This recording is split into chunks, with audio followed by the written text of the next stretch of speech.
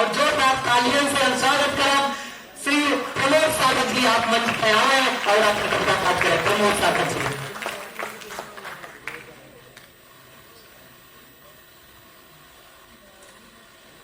इस धरा को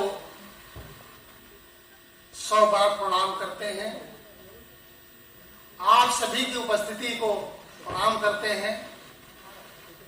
बाबा तुलसीदास के चरणों में अपने मस्तिष्क को रखकर अपनी बात आप तक पहुंचाते हैं।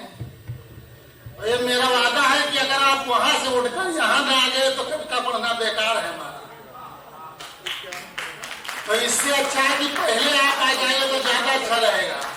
उस बीच में मजा नहीं आएगा, क्योंकि अवधि की शुरुआत, अवधि ने अंग्रेजी की शुरुआत कराई है। ये आपको पता नहीं है, मैं बता रहा हूं। अवधि से अंग्रेजी की शुरुआत हुई है।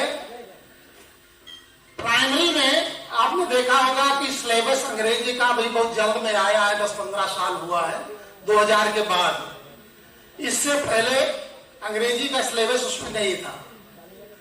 तो अध्यापक जब पढ़ाना चाहा तो ये फॉर एप्पल ये कैसे पढ़ाओगे, समझ में नहीं आ रहा था बच्चों के। तब अवधि का सहारा लेकर के उन्होंने पढ़ाया। आनंद लीजिएगा अगर बात अच्छी लगे तो, कि ये फार अमन की अम्मा,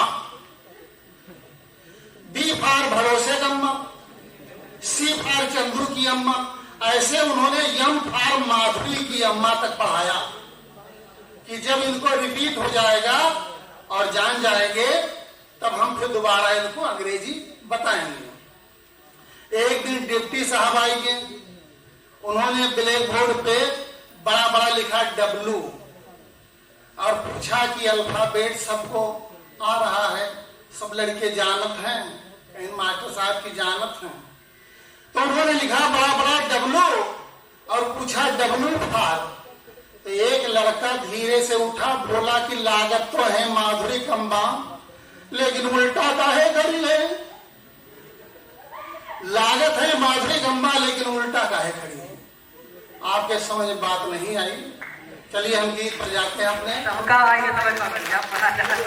जहाँ तक पहुँचावे जहाँ पहुँच गए।